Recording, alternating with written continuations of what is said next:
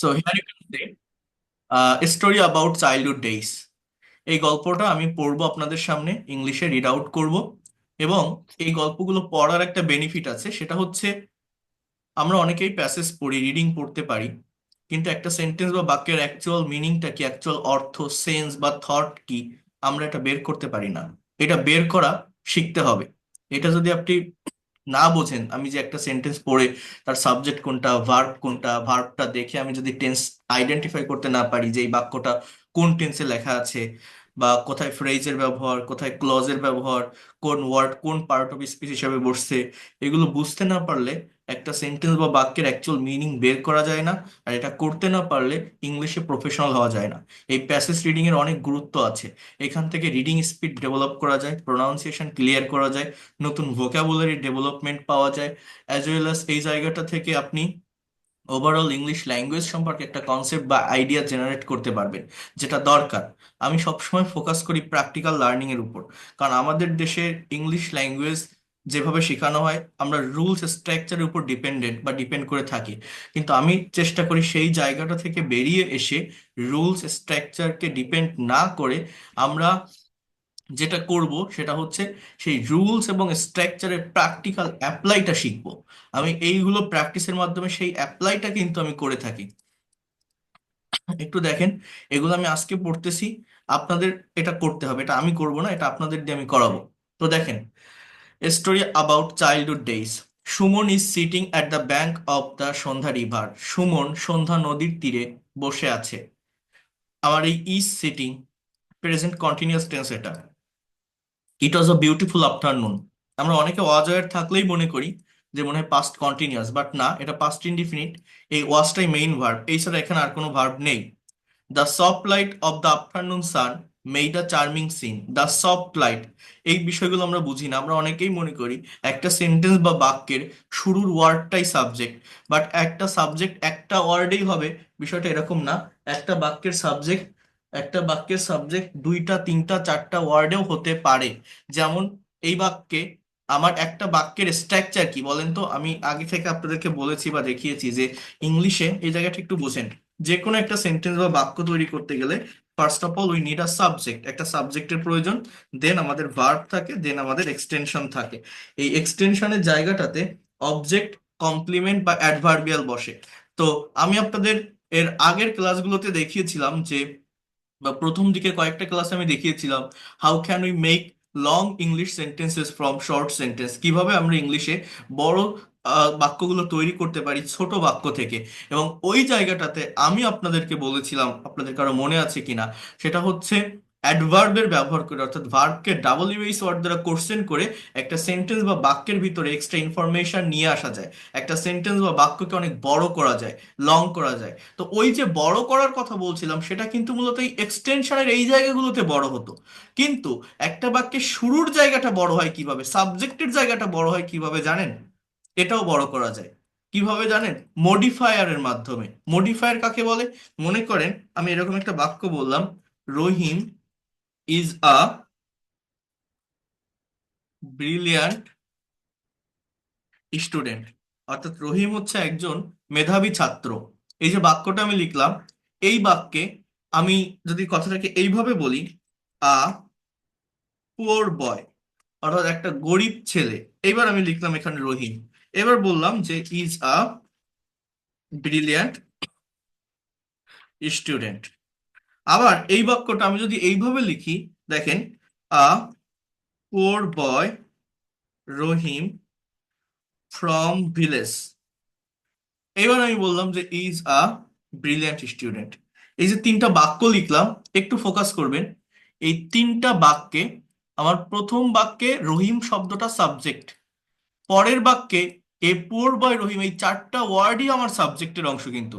অর্থাৎ এই সাবজেক্ট মানে এটা আমার একটা noun, as a part of speech noun.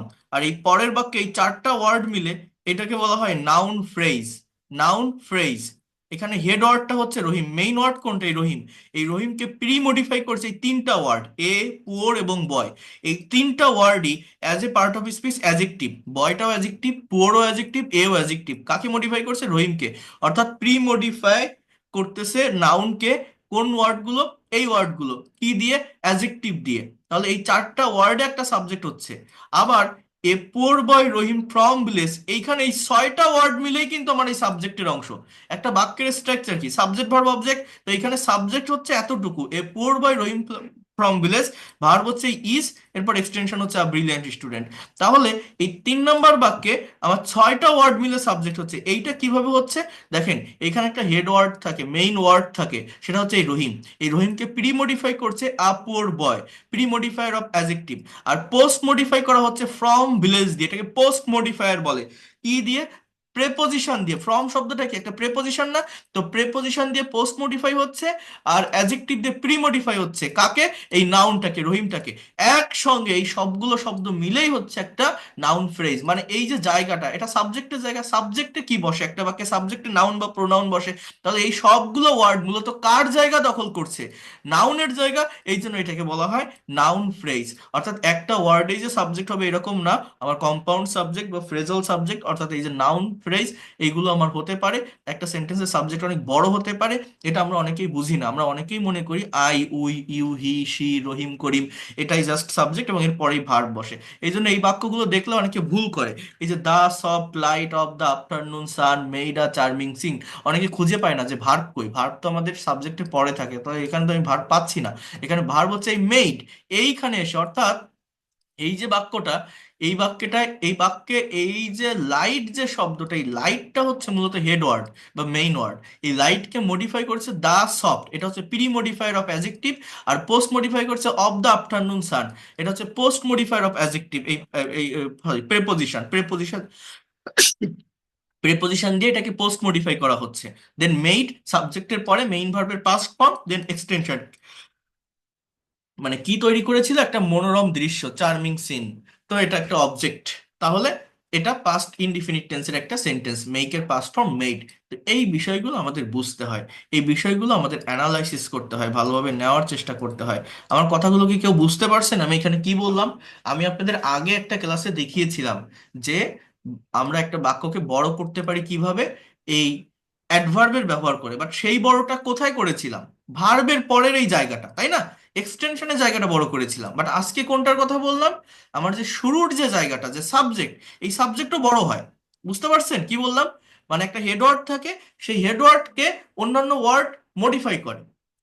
Clear আমার কথাটা? কেউ কি বোঝেন? শোনা যায়? জি স্যার, শোনা যাচ্ছে তো। বোঝেন না তা? কিছু বোঝেন স্যার না শোনা যেটা বলছি? যাচ্ছে। হ্যাঁ, বোঝা যাচ্ছে স্যার। ওকে, ওকে। তাহলে দেখেন, স্যার আমার এরপর বলছে the Sunlight is being reflected on the river. অর্থাৎ সূর্যের আলো, এটা ইজ হবে না, এখানে আপনি ওয়াজ বসান। ওয়াজ, এটা যেহেতু পাস্ট ফর্মে, ওয়াজ বিং রিফ্লেক্টেড অর্থাৎ পাস্ট কন্টিনিউয়াস এর প্যাসিভ ভয়েস, ওয়াজ এর বিং প্লাস ভি থ্রি। হ্যাঁ, অর্থটা কি? সূর্যের আলো প্রতিফলিত হচ্ছিল নদীর উপর। The river water was looking like orange juice. নদীর পানিটা কমলার জুসের মতো লাগছিল। Suman was looking at the juicy looking water. Suman was looking মানে সুমন তাকাচ্ছিল, হ্যাঁ, বা তাকিয়েছিল। সুমন, এটা ওয়াজ লুকিং না বলে এটা এই পাস্ট ইনডিফিনিট টেন্স ব্যবহার করলে বেশি ভালো দেখায়। যে সুমন লুকড, সুমন তাকিয়েছিল। Suman looked at the juicy looking water, অর্থাৎ ওই জুসের মতো দেখতে যে পানিটা, ওই দিকে সুমন তাকিয়েছিল। এবার বলছে he felt peace inside mind. Feel, F double L, ফিলের পাস্ট ফর্ম হচ্ছে ফেল্ট। প্রত্যেকটা বাক্যে মনে রাখবেন সাবজেক্টের পরে ভার্ব থাকে, এবং এই ভার্বটা দেখে টেন্স আইডেন্টিফাই করতে হয়। এটা কোন টেন্স? Past indefinite tense. ফিলের পাস্ট ফর্ম ফেল্ট। তাহলে এই বাক্যটার বাংলা কি? যে পিস মানে শান্তি, ইনসাইড মাইন্ড মানে মনের ভিতর। সুমন মনের ভিতর শান্তি অনুভব করেছিল। Siraj has come to Suman few minutes ago. Siraj এসেছে, has come, has plus V three, অর্থাৎ কাম এর past form came, past participle আবার কাম। এটা প্রেজেন্ট পারফেক্ট টেন্সের সেন্টেন্স। প্রেজেন্ট পারফেক্ট টেন্সের ডেফিনিশন কি? কেউ কোনো কাজ করেছে, গিয়েছে, হয়েছে, থেকেছে, দিয়েছে, নিয়েছে, এরকম একটা অর্থ দেয়। তাহলে সিরাজ হ্যাজ কাম, সিরাজ এসেছে, টু সুমন, সুমনের কাছে, কিছু সময় আগে, few minutes ago. He is a best friend of Suman, সে সুমনের খুব ভালো বন্ধু। Now he is standing silently beside Suman, এখন সে নীরবে সুমনের পাশে দাঁড়িয়ে আছে। Now he is standing silently, এটা একটা অ্যাডভার্ব, সাইলেন্টলি কিভাবে? নীরবে, অ্যাডভার্ব অফ ম্যানার। বিসাইড, এটা একটা প্রেপোজিশন, সুমন, সুমনের পাশে। Suman did not notice his presence, Suman তার উপস্থিতি বুঝতে পারেনি, লক্ষ্য করেনি। ডিড নট প্লাস V1, এটা পাস্ট ইনডিফিনিট টেন্সের নেগেটিভ সেন্টেন্স। লক্ষ্য করেনি তার উপস্থিতি, বুঝতে পারেনি। আমি যদি বলতাম সুমন নোটিস করেছিল তার উপস্থিতি, তখন হতো Suman noticed his presence, noticed ed হতো, কিন্তু এটা হচ্ছে নেগেটিভ। নেগেটিভ করলে ডিড বসবে পাস্ট ইনডিফিনিট টেন্সে এবং মেইন ভার্বটা প্রেজেন্ট ফর্মে আসবে। সাডেনলি হি লুকড বাহাইন্ড, হঠাৎ করে সে পিছনে তাকালো, অ্যান্ড স, এবং দেখলো, সিরাজ স্ট্যান্ডিং বিসাইড হিম, সিরাজ তার পিছনে, পাশে দাঁড়ানো। সি মানে দেখা, পাস্ট ফ্রম স, দেখলো। হ্যাঁ, বাহাইন্ড বা বিহাইন্ড যেটাই বলেন, পিছনে। হ্যাঁ, সুমন সেইড, সুমন বলল, I was waiting for you. কোন টেন্স এটা? টেন্স ধরতে হবে, পাস্ট কন্টিনিউয়াস। তাহলে বাংলা কি পাওয়া যায় প্লাস ভার্বের সঙ্গে আইএনজি? আমি তোমার জন্য অপেক্ষা করছিলাম, মানে অপেক্ষা করিতেছিলাম। I was waiting for you, আমি তোমার জন্য অপেক্ষা করিতেছিলাম, আমি তোমার জন্য অপেক্ষা করিতেছিলাম। I was waiting for you. Why are you so late, কেন তুমি এত দেরি করলে? সিরাজ সেইড, সিরাজ বলল, আই কেম 5 মিনিটস এগো, আমি 5 মিনিট আগে এসেছিলাম। আই কেম, আমি এসেছিলাম। 5 minutes ago, you did not notice me, তুমি আমাকে নোটিস করনি, মানে দেখতে পাওনি, খেয়াল করনি। You did not notice me. Suman said, Suman বলল, that I was very charm to enjoy the beauty of the afternoon. I was very charm, আমি খুবই উৎফুল্ল ছিলাম। চার্ম মানে পুলকিত, উৎফুল্ল, আনন্দিত। আমি খুবই আনন্দিত ছিলাম। টু এনজয়, উপভোগ করতে, এনজয় মানে উপভোগ করা, টু এনজয় উপভোগ করতে, এটা হচ্ছে টু প্লাস V1, এটা বলে ইনফিনিটিভ, নন ফাইনাইট ভার্ব। হ্যাঁ, কোনো কিছু করতে, বলতে, লিখতে, চলতে, দিতে, নিতে, যেতে, খেতে, এই টু প্লাস ভার্বের প্রেজেন্ট ফর্ম বসে। আমি খুবই উৎফুল্ল ছিলাম, পুলকিত ছিলাম, আনন্দিত ছিলাম, উপভোগ করতে the beauty of the afternoon, বিকালের সৌন্দর্য। সিরাজ সেইড, সিরাজ বলল, আই আন্ডারস্টুড, হ্যাঁ আমি বুঝলাম।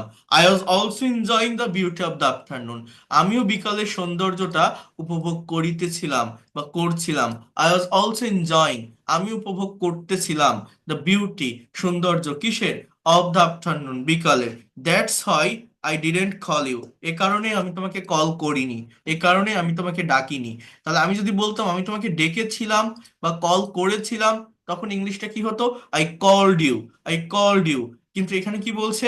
আই ডিডেন্ট কল ইউ, আমি ডাকিনি। Siraj, sorry, Suman said with shy, sit beside me, Suman একটা শাই নিয়ে বললো, একটা লজ্জা নিয়ে বললো। আহ সরি, সাই বলতে ওই সাই না, এই সাইয়ের মানে হচ্ছে একটা নিঃশ্বাস নিয়ে বললো, দীর্ঘ নিঃশ্বাস নিয়ে বললো, সিট বিসাইড মি, হ্যাঁ, আমার পাশে বসো। একটা imperative sentence. Siraj sat beside his friend Suman and said that, Siraj তার বন্ধু সুমনের পাশে বসলো এবং বলল যে, I came to village after 3 years, but I always miss the past days those I passed at village.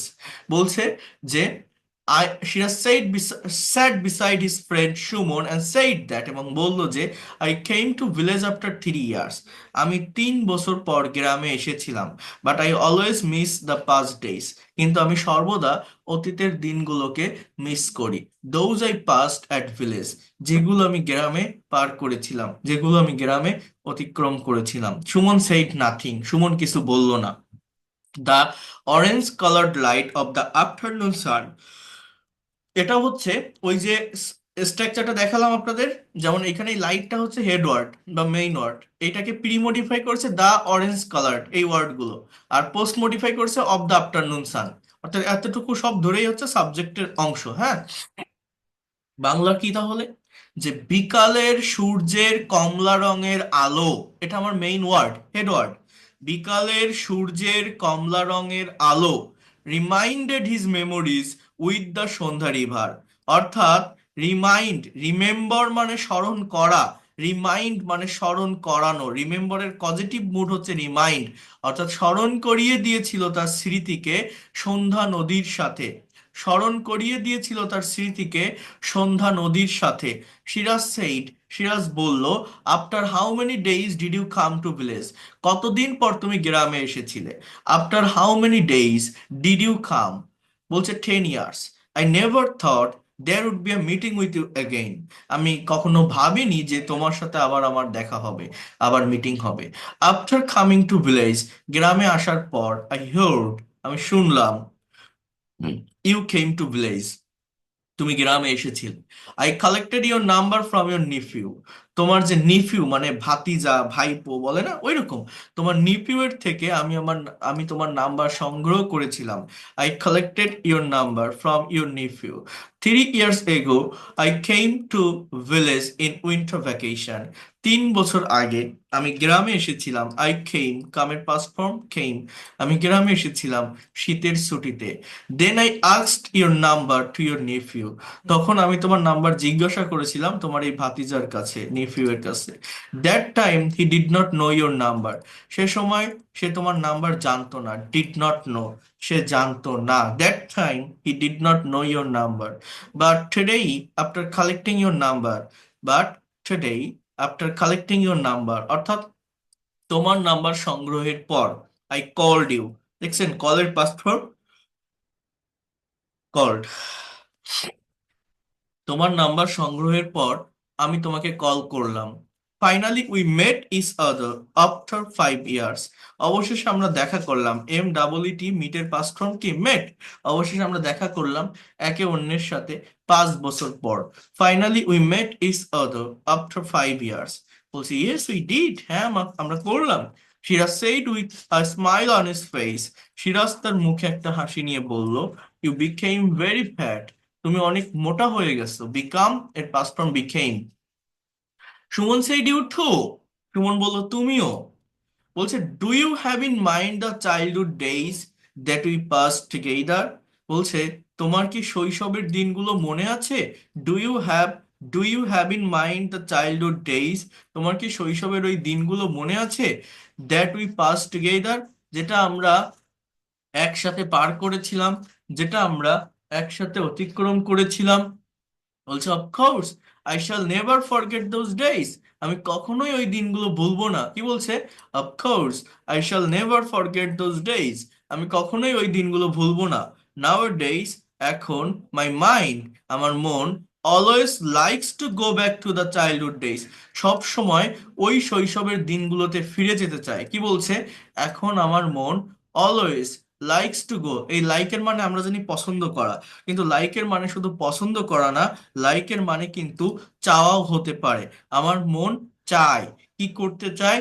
To go, গো মানে যাওয়া, টু গো যেতে চায়, ব্যাক ফিরে যেতে চায়, টু গো ব্যাক ফিরে যেতে চায় কোথায়? টু দ্য চাইল্ডহুড ডেইজ, অতীতের ওই দিনগুলোতে। How interesting those days were, exclamatory sentence, মানে কি কত সুন্দর ছিল ওই দিনগুলো। How interesting those days were, অর্থাৎ কত সুন্দর ছিল ওই দিনগুলো। এরপর কি? Do you have in mind the days we flew away from school, তোমার কি ওই দিনটা মনে আছে আমরা স্কুল পলায়ন করেছিলাম? Yes I shall never forget those days, আমি কখনো ওই দিনগুলো ভুলবো না। ইফ ইট ইজ পসিবল, যদি এটা সম্ভব হয়, I would go back to the days again, আমি আবার ওই দিনগুলোতে যেতে চাই। We can not go back to the past days, I would, এখানে হচ্ছে লাইক টু গো ব্যাক হবে, would like to, I would like to go back to the childhood days. বলছে we can not go back to the past days, আমরা অতীতের দিনগুলোতে ফিরে যেতে পারি না। We only can remember the memories of past days, আমরা অতীতের স্মৃতিগুলোকে শুধুমাত্র স্মরণ করতে পারি। বলছে do you have in mind the day we crossed swimming Sandhya river for the first time in mind, বলছে তোমার কি ওই দিনটা মনে আছে আমরা সাঁতার কেটে সন্ধ্যা নদী পার হয়েছিলাম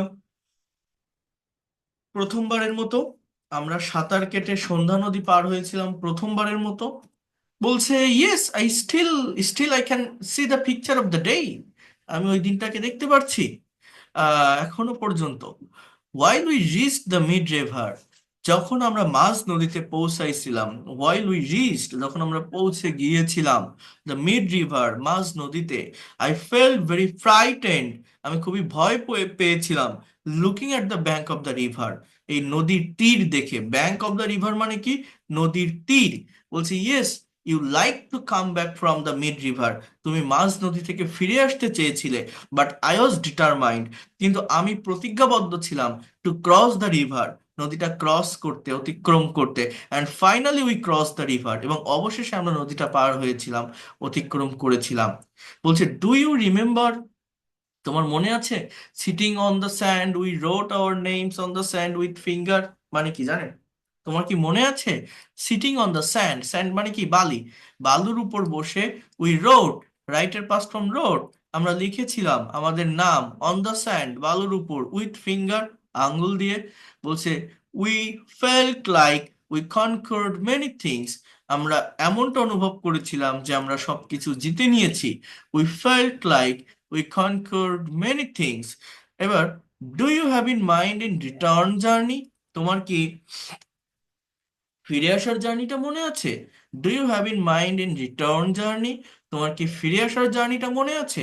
we made a boat with the banana trees, we cross the river on our return journey riding that boat, আমরা কলা গাছ দিয়ে একটা নৌকা তৈরি করেছিলাম, মানে কলার ভেলা যেটাকে বলা হয়, আমরা নদী পার হয়েছিলাম, মানে আমাদের যে ফিরে আসার জার্নিটা সেটা করেছিলাম ওই বোটটা চড়ে।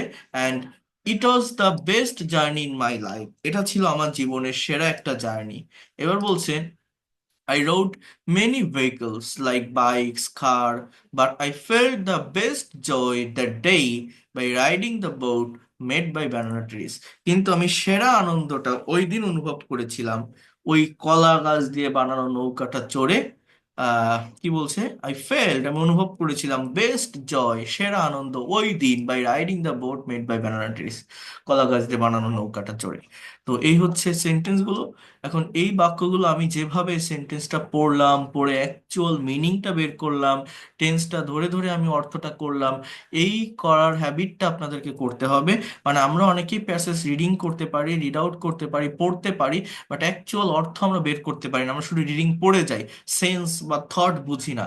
এইটা বুঝতে হবে, এবং এই প্যাসেজ রিডিং এর অনেক বেনিফিট আছে। কি বললাম, রাইটিং এর ফরমেশন গুলো বোঝা যায়, রিডিং স্পিড বাড়ে, প্রোনাউন্সিয়েশন ক্লিয়ার হয়, নতুন ভোকাবুলারি থাকলে সেটাকেও ডেভেলপ করা যায়। তো এই প্র্যাকটিসটা আপনাদের করতে হবে। আমি যদি আরো প্যাসেজ আপনাদেরকে প্রোভাইড করি, আপনারা কি প্র্যাকটিস গুলো করতে পারবেন? এইটার আমাকে একটু বলেন, জানান, এটা আপনাদের করতে হবে। পারা যাবে। জি পারা স্যার। যাবে। পারবেন স্যার না? স্যার পারবো। অবশ্যই ট্রাই করলে পারা যাবে। স্যার এখানে আমার একটা প্রশ্ন ছিল স্যার, এখানে একটা ব্যাপার জানো যে দি সান অরেঞ্জ কালার্ড হবে কেন স্যার? কালার না বলে কালার্ড হবে কেন? কোনটা কই বলেন। The sun are light orange colour লেখছেন, অরেঞ্জ কালার্ড হবে কেন? অরেঞ্জ কালার হবে না না, বলছিল, কালার্ড ইডি আছে কেন কি হবে স্যার? তাই? জি এটা জি হচ্ছে জি। একটা অ্যাজেক্টিভ ফর্ম, অ্যাজেক্টিভ মানে এটা ভার্বের পাস্ট পার্টিসিপল ফর্ম, এটা কোনো ভার্ব হিসাবে বসে না, এটা হচ্ছে একটা অ্যাজেক্টিভ, ইডি হবে, কালার হবে না, ঠিক আছে? কালার আচ্ছা মানে রঙের, হ্যাঁ। আচ্ছা। আর একটা স্যার ছিল যেখানে ভেলা বানাইছে একটা উইথ আর বাই, লেখছে একটা আঙ্গুল দিয়া, সেটা উইথ হয়েছে, আবার ভেলা যেটা বানাইছে বাই হয়েছে, কারণ স্যার কোথায়? ও, যে we wrote our names on the sand, আমরা বালির উপর আমাদের নাম লিখেছিলাম উইথ ফিঙ্গার। হ্যাঁ উইথ ফিঙ্গার মানে কি? উইথ আঙ্গুলের দ্বারা। আঙ্গুল দিয়ে। হ্যাঁ, আর বাই, এখানে তার বলছে এখানে যে, ওখানে বাই দিলে কি হতো? বাই যদি দিতে হলো স্যার, বাই। না বাই দিলে হতো না। দেওয়া যায়, মানে বাই মানে মাধ্যমে, যে হাতের আঙুলের মাধ্যমে, কিন্তু ওটা তো আপনার সাথেই আছে, ওটা আপনি কেন বাই দিবেন, উইথ দিবেন। আর প্রিপোজিশন ওটা নিয়ে সমস্যা নেই, ওটা আপনি যদি বাই বসান, সেটা যে ভুল হয়ে যাবে বাক্যে এরকম না, ভুল হয় না। তো এখানে আচ্ছা কি বলছে, I felt the best joy that day by riding that boat made by banana trees, মানে কি, কলা গাছ দিয়ে বানানো ওই নৌকাটা চড়ে, মানে একটা জিনিস, একটা মাধ্যম বোঝাতে বাই প্রিপোজিশন বসে। বাইটা কিসের জন্য বসে? মাধ্যমে। কিসের মাধ্যমে? কলা গাছের মাধ্যমে বানানো। আর এইটা কি, এটা তো আমার নিজের হাতের আঙুল, আমার আঙুল দিয়ে আমি নাম লিখছি। তো যেমন বাংলা মিনিং আসতেছে সেইভাবেই প্রেপোজিশনটা দিছে, এখানে দিয়ে অর্থ আসতেছে, এই জন্য উইথ দেওয়া। এখানে এখানে মাধ্যমে অর্থ আসতেছে, এই জন্য আপনার ওই বাই দেওয়া, এইটাই, এছাড়া আর কিছু না। আচ্ছা, ওকে স্যার, থ্যাংক ইউ। আর এটা একটার পরিবর্তে আরেকটা দিলে যে খুব বেশি ভুল হয়, এটা না, এটা ওই ধরনের কোনো প্রবলেম ক্রিয়েট করে না। স্যার এরকম এটা এরকম স্টোরি আমাদেরকে কিছু দিলে আমরা হয়তো তা রিড করলে হ্যাঁ, আরো দিব, বেশি আমি দিব। জানবো। আর আমার ওই বইতে তিন তিন চারটা প্যাসেজ আছে, ওইগুলো আপনাদের পড়তে হবে। ওইগুলো খুব ইম্পর্টেন্ট কিছু প্যাসেজ, পড়ে অ্যাকচুয়াল মিনিং বের করার চেষ্টা করতে হবে। যারা বইটা এখনো অর্ডার করেননি, বইটা নেননি, দ্রুত এটা নিয়ে নেবেন। এটা আমি বলতে পারি, এটা আপনাদের একটা বড় সম্পদ হয়ে থাকবে, অ্যাসেট হয়ে থাকবে। আপনার পরবর্তী জেনারেশনকেও আপনি এটা পড়াতে পারবেন, এতটুকু আমি বলতে পারি। সেইভাবেই সবকিছু উঠাই দিয়েছি।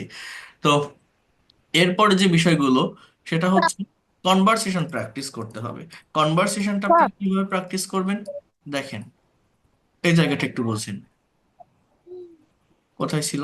এই যে, এই কনভারসেশনটা আমি প্রতিদিন একটা দুটো করে কনভারসেশন দিব। কারেক্ট টেন্স ধরে এটা করতে হবে। আর এই প্যাসেজ রিডিংটা শেষ হলে আমি আপনাদের এই প্রেজেন্টেশন নিব, অর্থাৎ স্পিকিং করাবো।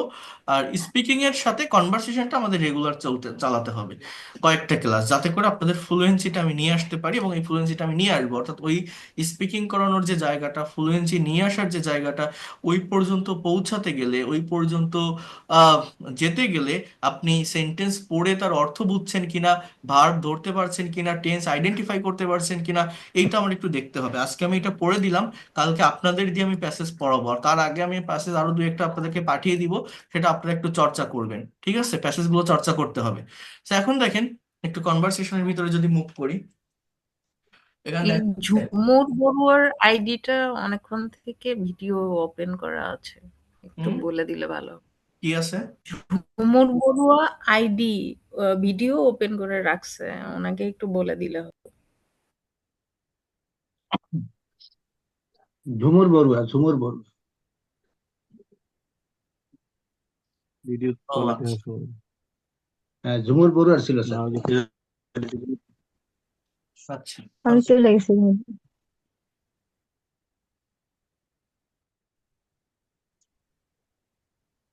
ওকে। So, here you can see how can you practice conversation. দেখেন, একটু বোঝার চেষ্টা করেন মেইন কনভারসেশন গুলো আপনি কিভাবে সলভ করবেন। এই কনভারসেশন গুলো সলভ করার জন্য কিছু কিছু বিষয় আপনাকে ফলো করতে হবে, কিছু বিষয় টাইটেল দেখা যায়। কনসেপ্ট রাখতে হবে। সেটা হচ্ছে the way of a good conversationalist. Here you can see, be cautious, think before you speak. iPhone ধরো। Think before you speak, be flexible, be cheerful and good humored. I mean, when you are going to make a conversation with someone or foreigner, you have to take that kinds of behavior. You need to do it. So after that, here you can see, uh, don't argue unnecessarily when you are going to communicate with other person. Try to do it. Try to maintain that kinds of rules and regulation. So what is that? Don't argue unnecessarily. Don't be insincere. Don't be dogmatic. Dogmatic মানে কি? মতান্ধ হওয়া। Dogmatic মানে কি বললাম? মতান্ধ হওয়া মানে বোঝেন? Dogmatic, একজন কথা বলছে, তার মতের দ্বিমত না সাথে আপনি তাল মিলায় চলে গেলেন, যে হ্যাঁ তুমি যেটা বলছো সেটাই সঠিক, কোনো কিছু বিবেচনা না করে, না দেখে তার পিছনে দৌড় মারলেন। হ্যাঁ, যে না, ও ওই লোকটাকে আমি আদর্শ মানি, ও যেটা বলছে সেটাই সঠিক, আপনি কোনো কিছু বিবেচনা করলেন না। So it is called dogmatic. So don't be dogmatic, and don't be don't be egoist, don't be mumbler, বিড়বিড় করে কথা বলা। আপনি যখন একটা প্রেজেন্টেশন, একটা ফর্মাল মিটিং এ আছেন, মনে করেন একসঙ্গে 20 জন মানুষ একটা গোল টেবিলে বসে মিটিং করছেন, সেখানে আপনার একজন বস আছে বা ম্যানেজার আছে, যেই থাকুক না কেন, আপনি যখন কারোর সঙ্গে কথা বলতে যাচ্ছেন, মিটিং করতে যাচ্ছেন, তখন সবাই একসঙ্গে বসে আছেন, আপনাদের প্রত্যেকের অ্যাটেনশন যে কথা বলছে তার দিকে। ওর ভিতরে আপনি যদি আপনার পাশের মানুষটার সঙ্গে আহ বিড়বিড় করে কথা বলেন, সেটা খুবই খারাপ দেখায় বা খারাপ শোনায়। এই Yes. জায়গাগুলোকে এখানে অ্যাভয়েড করতে বলা হচ্ছে। ভালো একটা কনভারসেশনের জন্য, ভালো একটা কনভারসেশন করতে গেলে এই বিষয়গুলোকে মেনটেন করতে বলা হচ্ছে। এরপর দেখেন তাহলে হলো কি আছে, ডোন্ট বি মাম্বলার। আচ্ছা, এরপর বলছে avoid too much slang, eliminate superfluous words from your speech, avoid exaggeration, spot stop telling personal experience awkwardly. অসংলগ্নভাবে ব্যক্তিগত অভিজ্ঞতার কথা বলা বন্ধ করুন।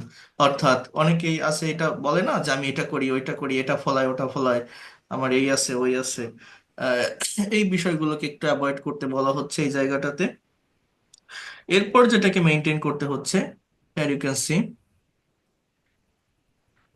এভাবে কথোপকথনের অভ্যাস করুন। দেখেন এখানে একটা বাংলা কনভারসেশন আছে, এই বাংলা কনভারসেশনটা আপনাকে কি করতে হবে, আপনাকে ইংলিশে ট্রান্সলেট করতে হবে। কারণ কি, আমাদের মাদার টাং বাংলা। তো আমরা যখন ইংলিশে কোনো কিছু লিখতে যাব বা বলতে যাব, দেখবেন আমাদের ব্রেনে আগে বাংলাটা চলে আসে। তো কোনো কিছু বাংলায় ভাবলে, বাংলায় দেখলে সেটাকে ইনস্ট্যান্টলি আমি সঠিক ভার্ব, টেন্স বা সেন্টেন্সের ফর্ম ঠিক রেখে ইংলিশে করতে পারবো কিনা, বা যদি করি, যদি করার চেষ্টা করি, সেটা কিভাবে করব, কিভাবে করতে হয়, করার ওয়েটা কি। অর্থাৎ এগুলো হচ্ছে কিছু ইনফর্মাল কনভারসেশন। এই কনভারসেশন গুলো প্র্যাকটিস করতে পারলে ওই জায়গাটা থেকে ওভারকাম করা যায়। কোন জায়গা কথা বলছি, যে আপনি কোনো কিছু বাংলায় ভাবলে সেটাকে ইনস্ট্যান্টলি ইংলিশে নিতে পারবেন বা বলতে পারবেন। এই এই বিষয়গুলো বা এই জায়গাগুলো আপনাদেরকে কিন্তু একটু বোঝার চেষ্টা করতে হবে, এবং এটা আমি প্র্যাকটিস করতে দিলে, এই যে আজকে আপনারা যারা অনেকেই দিচ্ছেন আপনাদের কনভারসেশন গ্রুপগুলোতে, এই যে মানে যে সেন্টেন্স গুলো দিয়েছি আপনারা প্র্যাকটিস করে দিচ্ছেন, এই কনভারসেশন গুলো আপনারা সলভ করে দিবেন, ট্রান্সলেট করে দিবেন। এটা থেকে বেনিফিটটা অনেক দ্রুত আসে, এটা থেকে ওই অ্যাকচুয়াল বেনিফিটটা অনেক বেশি আসে। তো এটা স্যার কনভারসেশন গ্রুপে রিকোয়েস্ট পেন্ডিং দেখাচ্ছে। রিকোয়েস্ট অন্যটাই দেন, একটাই পেন্ডিং দেখালে যে কোনো একটা দেখেন আপনি আসেন, যে কোনো একটাই দেখেন আপনি আসেন, সবগুলোতে দিয়ে রাখছেন এই জন্য বলছেন পেন্ডিং দেখাচ্ছে। স্যার আমার সেন্টেন্সে কারেক্ট হয়েছে, এটা আমি কিভাবে বুঝবো? আমি ওইটা যদি ওইখানে কোনো সমস্যা নেই, ওগুলো আমি দেখবো, আমি দেখে আমি জানিয়ে দিব, দরকার হলে যে যারটা কারেক্ট হবে আমি বলে দিব যে এটা কারেক্ট আছে, অন্য যারা করেছেন এটা থেকে মিলাই নেন, ঠিক আছে। আমি এইভাবে যেভাবে আপনাদের সলভিং দিয়ে দিব, এটা নিয়ে টেনশন করতে হবে না। কিন্তু এগুলো আপনাদেরকে একটু প্র্যাকটিস করতে হবে। বোঝা গেল কি বললাম? তাহলে দেখেন জি এখানে দুইজন ব্যক্তির ভিতরে, স্যার হ্যাঁ, সব গ্রুপে রিকোয়েস্ট পেন্ডিং দেখাচ্ছে। আচ্ছা ঠিক আছে আমি করে নিব, সমস্যা নেই। তো দেখেন এখানে দুইজনের ভিতরে একটা কনভারসেশন, মা এবং ছেলে। মা বলছে আজ তুমি এত সকালে উঠলে কেন? তাহলে এটা কোন টেন্সে লেখা আছে বলতে পারেন? এই যে টেন্সটা কোন টেন্স? মা ছেলেকে বলছে আজ প্রেজেন্ট তুমি এত প্রেজেন্ট পারফেক্ট। সকালে উঠলে কেন, এটা কোন tense? Present perfect. Present present perfect. Indefinite, হ্যাঁ, present indefinite sir. Perfect, present indefinite, কে বলতে প্রেজেন্ট পারবে? Indefinite present indefinite. দেখেন এই প্রেজেন্ট আজ আছে, ইন্ডিফিনিট ইন্টারোগেটিভ সেন্টেন্স। আজ আছে দেখে বলছেন প্রেজেন্ট ইনডিফিনিট, কিন্তু প্রেজেন্ট ইনডিফিনিট টেন্স কাকে বলে বলতে পারেন? ডেফিনেশনটা কি? কোন ধরনের সেন্টেন্সকে আমরা প্রেজেন্ট ইনডিফিনিট টেন্স বলি? কোন একটা কাজ এটা পাস্ট রেগুলার ইনডিফিনিট। ওয়েতে হয়, রাইট। কোন একটা কাজ রেগুলার ওয়েতে হয়, প্রতিদিন হয়, কেউ কোনো কাজ অ্যাজ ইউজুয়াল করে, তাকে আমরা ইন্টারোগেটিভ সেন্টেন্স। তাকে আমরা প্রেজেন্ট ইনডিফিনিট টেন্স বলি। কাকে বললাম? কোন একটা কাজ প্রতিদিন হয়, রেগুলার ওয়েতে হয়, অ্যাজ ইউজুয়াল হয়, তাকে আমরা প্রেজেন্ট ইনডিফিনিট টেন্স বলি। তাহলে এইখানে বলছে যে আজ তুমি এত সকালে উঠলে কেন, কাজটা তো আমার শেষ। আমি যদি এইরকম বাংলাটা বলতাম যে তুমি প্রতিদিন এত সকালে ওঠো কেন, তুমি প্রতিদিন এত সকালে ওঠো কেন, তাহলে সেটা প্রেজেন্ট ইনডিফিনিট হতো। এটা তো উঠলে কেন, কাজটা শেষ, তার ওঠা হয়ে গেছে। তাহলে অনেকেই বলছেন যে প্রেজেন্ট পারফেক্ট। দেখেন প্রেজেন্ট পারফেক্ট পাস্ট ইনডিফিনিট। আমার ওই বাংলায় থেকেছে, করেছে, গিয়েছে, নিয়েছে, দিয়েছে, এরকম একটা সেন্স থাকে। যদি এরকম থাকতো তুমি উঠেছো কেন, তখন সেটা প্রেজেন্ট পারফেক্ট হতো। এখানে ল বা লাম আছে, উঠলে, উঠলে কেন, তার ওঠা শেষ, তখন আপনার এখানে আজ আছে দেখেই আপনারা বলছেন প্রেজেন্ট ইনডিফিনিট, বাট না, এটা পাস্ট ইনডিফিনিট টেন্সের সেন্টেন্স। কোন টেন্স বললাম? Past indefinite. কেন? উঠলে কেন, তার ওঠা হয়ে গেছে। আর মনে রাখবেন অতীতের কোনো কাজ কমপ্লিট হয়ে গেছে এবং সেখানে যদি নির্দিষ্ট সময়ের উল্লেখ থাকে, এই যে আজ, এই যে একটা টাইমকে মেনশন করা, তখন যত রিসেন্ট কাজই হোক না কেন পাস্ট ইনডিফিনিট টেন্সে লিখতে হয়। আমি যদি বলি সে মারা গিয়েছে, মারা গিয়েছে, বাংলা দেখে মনে হচ্ছে প্রেজেন্ট পারফেক্ট টেন্স, আপনি এটা ইংলিশে করবেন কিভাবে? গিয়েছে, করেছে, present perfect tense. He has died, he has died, সে মারা গিয়েছে। কিন্তু আমি যদি বলি সে আজ সকালে মারা গিয়েছে, তখন আর হ্যাজ ডাইড আপনি বলতে পারবেন না। আমি বাংলায় গিয়েছে বলছি, মনে হচ্ছে প্রেজেন্ট পারফেক্ট, বাট ওই যে একটা টাইমের মেনশন করলাম না, সে আজ সকালে মারা গিয়েছে, তো আপনাকে বলতে হবে he died in the morning today. He died in the morning today. Die এর পাস্ট ফর্ম ডাইড, অর্থাৎ এটা পাস্ট ইনডিফিনিট টেন্সে আমি তখন করলাম। আমার কথা কি কেউ বুঝতে পারছেন? তাহলে এটা the past indefinite tense, not present perfect, not present indefinite. কোন টেন্স? Past indefinite tense. তাহলে আমরা কতটা দুর্বল এই জায়গাতে। তো এই প্র্যাকটিক্যাল কনভারসেশন গুলো যদি আপনি সলভ করতে পারেন, আপনার এই দুর্বলতা গুলো কেটে যাবে, এই জায়গা থেকে আপনি ওভারকাম করতে পারবেন। আমরা রুলস আর স্ট্রাকচার শিখে রাখি, আমরা প্র্যাকটিক্যাল জায়গায় আসি না, প্র্যাকটিক্যাল জায়গাগুলো সলভ করি না। তো এই প্র্যাকটিক্যাল জায়গাগুলোই আমি আপনাদেরকে সলভ করাবো, আপনাদের করতে হবে। আপনারা সাথে থাকলে ইনশাআল্লাহ পারবেন। তো যে কথাটা আমি আপনাদেরকে বলছি, কোথায় ছিলাম?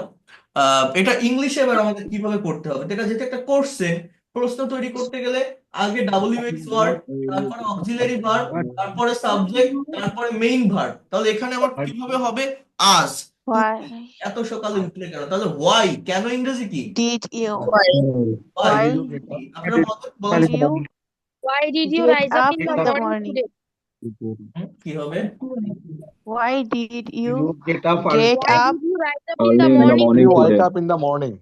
in the morning today? Sir, why did you wake up?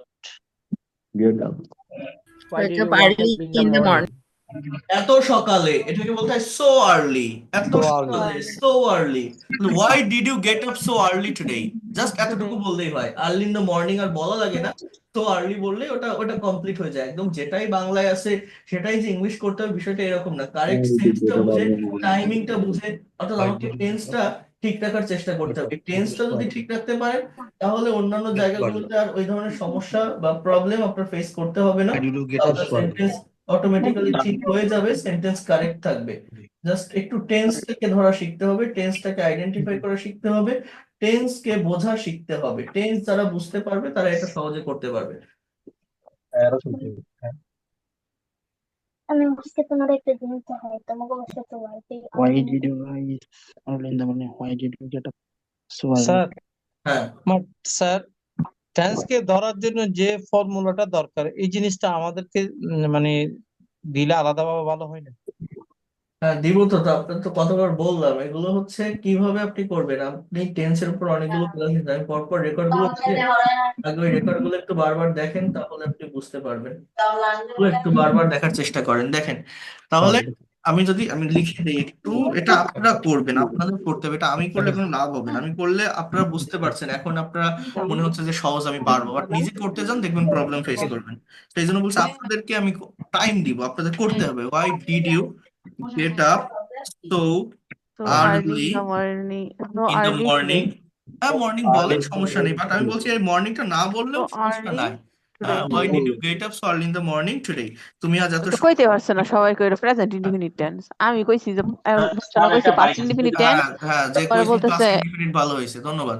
তাহলে why did you get up so early in the morning today? তুমি আজ কেন এত সকালে উঠলে?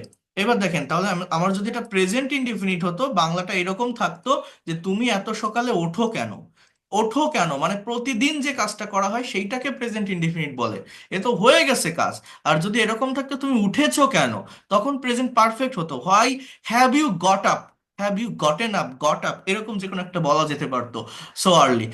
আর আর এটা হচ্ছে উঠলে কেন, এটা পাস্ট ইনডিফিনিট। মা বলছে আজ আমাকে, ছেলে বলছে মা আজ আমাকে পরীক্ষা দিতে যেতে হবে। তাহলে এইটা কোন টেন্স বলতে পারেন কেউ? আজ আমাকে পরীক্ষা দিতে যেতে হবে, এটা কোন টেন্স? সেমি মডেল হ্যাভ হ্যাঁ, টু। দেখেন এটা ফিউচার Future ইনডিফিনিট। continuous. যদি এরকম Future থাকতো indefinite. আমি পরীক্ষা দিতে যাব, তাহলে ফিউচার ইনডিফিনিট হতো। এটা যেতে হবে, কোন একটা কাজ করতে হবে। আমি বলছিলাম না যে শুধু সেমি টেন্স মডেল হ্যাভ আমরা মনের সম্পূর্ণ ভাব প্রকাশ করতে পারি না। মনের হোল সেন্স বা সম্পূর্ণ ভাব প্রকাশ করার জন্য টেন্সের পাশাপাশি মডাল এবং সেমি মডাল ভার্বের ব্যবহার সেমি করতে মডেল হবে। তো এই জন্য এটা হ্যাভ টু এর ব্যবহার। Have I to. Have to go to, আমাকে যেতে হবে। I have to go to take an exam today. I have to go to take an exam An exam today. today. হ্যাঁ, তো এইভাবে এই বাক্যগুলোকে আপনার ট্রান্সলেট করতে হবে। মা বলছে তুমি কখন যাবে, তাহলে এটা হচ্ছে future When indefinite. will you তাহলে go? আগে কি না, When you না go? বলি এই সর্ট হোয়েন, তারপর When will you When go? will you go? তারপর Will you go? সাবজেক্ট, তারপর মেইন ভার্ব। তো তুমি কখন যাবে, When when will you will you go? গো। ছেলে বলছে When will you নটায়। go? তুমি কি রান্না করেছো, সার্টেন টাইমের আগে অ্যাট প্রিপোজিশন বসে, অ্যাট 9 AM। তুমি কি Yeah. রান্না করেছো, তখন আমার ইংলিশটা কি হবে? What have you cooked. What তুমি কি have you রান্না cooked? করেছো, ইংলিশ কি হবে? What have you What cooked? What have what you have you cooked? cooked? What have you cooked, করেছো, গিয়েছো, থেকেছো, প্রেজেন্ট পারফেক্ট টেন্স, বুঝতে পারছেন? প্রেজেন্ট কোন টেন্স? করেছে, গিয়েছে, থেকেছে, হ্যাঁ। Present perfect. তাহলে what have you cooked, cook তুমি কি রান্না করেছো? What have you cooked. আমি যদি কুক বলতাম তুমি কি রান্না করেছিলে, তখন ইংলিশটা কি হতো বলতে পারেন? তুমি হোয়াট কি ডিড ইউ রান্না কুক করেছিলে, what did you what cook? You What cook did হ্যাঁ, you cook? তখন আমার হোয়াট হতো did you cook what did you What cook. did you কুকটা cook? আর হতো না, বি অনে হতো। বলছে আমি কিছুই রান্না করিনি, তাহলে I have not cooked anything, অথবা আই ডিডেন্ট কুক এনিথিং। তুমি কি খাবে? হোয়াট উইল ইউ ইট। দেখেন, হোয়াট ডিড ইউ হ্যাঁ, এবার ছেলে কি বলছে, তুমি যা তাড়াতাড়ি তৈরি করতে পারবে সেইটা করো। এটা এখানে দুটো আলাদা ক্লজ আছে, একটা হচ্ছে সেইটা করো, আর একটা হচ্ছে তুমি যা করতে পারবে, মানে দুটো আলাদা সাবজেক্ট, আলাদা ভার্ব। এটাকে এইভাবে করা যেতে পারে। আমি আবারও বলছি, যেটাই বাংলা আছে সেটাই যে ইংলিশ বলতে হবে বিষয়টা এরকম না, যে প্লিজ ডু ইট, এটা করো, whatever you can prepare first, please do it whatever you can prepare first, সেটা করো যেটা তুমি তাড়াতাড়ি তৈরি করতে পারো বা পারবে। হ্যাঁ, what ever can be prepared quickly. মা বলছে পরোটা খাবে কি, উইল ইউ ইট ব্রেড। না, ওটা খেতে ইচ্ছা করছে না, কোনো কিছু খেতে ইচ্ছা না করা ফিল লাইক এর ব্যবহার হয়। I don't feel like to eat, I don't feel like to eat. আমার ওটা খেতে ইচ্ছা করছে না। মা বলছে দইও রয়েছে, yogurt is also ready, yogurt is also ready. হ্যাঁ, ছেলে বলছে না মা, কোনো তরকারি রান্না করো, no mother cook some curry. হ্যাঁ, মা বলছে কি তরকারি তুমি বলো, please tell me what kinds of curry will I cook for you. ছেলে বলছে পালং শাক আর আলুর তরকারি, please cook spinach and potato curry. Spinach মানে পালং শাক, ঠিক আছে, আর কিছু? Okay, anything else? বলছে কোনো মিষ্টি জিনিসও কি পেতে পারি? Can I have some sweet dish too? বলছে তুমি কি গাজরের হালুয়া খাবে? Will you eat carrot halwa? না, এটা করতে অনেক দেরি হয়ে যাবে, it will take too long. I think dessert will be ready soon. পায়েস আরো তাড়াতাড়ি হবে, কিন্তু দুধ কম রয়েছে, but there is little milk. Okay, then I will take yogurt with sugar. It's getting late. Please take your bath first. Please take your shower firstly. Yes, but I have to polish my shoes firstly. I have to polish my shoes. তুমি গতকাল করনি? Didn't you do it yesterday? Didn't you do it yesterday? No, I didn't remember. Today I have to go to my university. You will just waste your time by polishing. No, mother, I have to meet with many friends today. Okay, hurry up. I'm going to the kitchen. Okay, I have completed my bath. Please serve me food, my mother. I have already served your food. I have already served your food. Okay.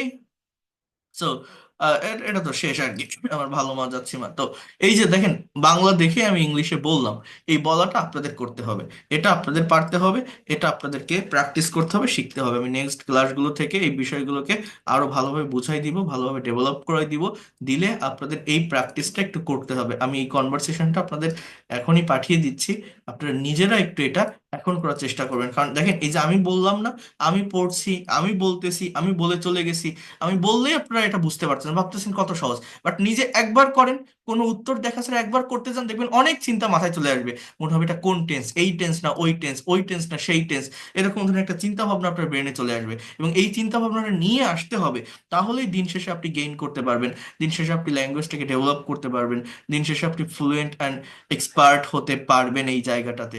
তো এই বিষয়টা আপনাদেরকে একটু করতে হবে, করার চেষ্টা করতে হবে। আমি আপনাদেরকে এই কনভারসেশনটা একটু পাঠিয়ে দেই, আপনারা একটু করেন, একটু এখনই করে ফেলেন, তাহলে সেটাই ভালো হবে। আমি আপনাদেরকে সলভ করে দিব, যার যে সমস্যাগুলো হয়, ভুলগুলো হয়, আমি সলভ করে দিব। একটু করার চেষ্টা করেন, ঠিক আছে? কথা ক্লিয়ার? যা বললাম বুঝতে পারছেন? আমরা প্র্যাকটিক্যাল জায়গাটায় চলে আসছি, আমাদের প্র্যাকটিক্যালি ল্যাঙ্গুয়েজটাকে সলভ করার চেষ্টা করতে হবে। আর grammar, tense, modal, semi modal, এইসব জায়গায় যদি কোনো সমস্যা থাকে, প্রবলেম থাকে, সেগুলো আমি সলভ করে দিব, এটা নিয়ে টেনশনের কারণ নেই। বাট এগুলো আগে একটু করেন, তো একটু দেখি কেমন হয়, করার চেষ্টা করেন। কারণ ওই গ্রামার তো আমরা শিখি সব সময়, আমরা দেখি প্র্যাকটিক্যাল জায়গাগুলোকে অ্যাপ্লাই করে ল্যাঙ্গুয়েজটা ডেভেলপ করতে পারি কিনা দ্রুত, এটা একটু দেখি, ঠিক আছে? So that's all for today. ভালো